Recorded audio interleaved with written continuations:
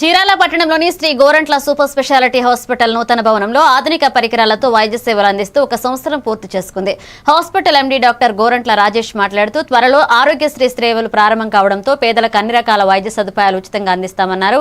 ఇక general medicine, వివిధ speciality, super speciality సేవలు అందుబాటులో ఉంటాయని తెలిపారు. మనం ఇక్కడ చీరాల్లో వైద్య సేవల్ని నెక్స్ట్ లెవెల్కి తీసుకెళ్దామని చెప్పి 100 బెడ్ హాస్పిటల్ పెట్టామండి.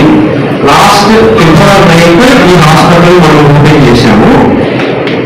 లాస్ట్ 10 years నుంచి చీరాల ప్రజలకి అవసరమైన వైద్య సేవలు అనగా నేను లాస్ట్ 10 years నుంచి చూస్తుంటే చాలా మంది పక్షవాతం, heart attack patients, dialysis patients ఇక్కడ నుంచి గుంటూరు వెళ్ళి స్టంట్ చేయించుకోవడం అట్లా ఉండేదండి.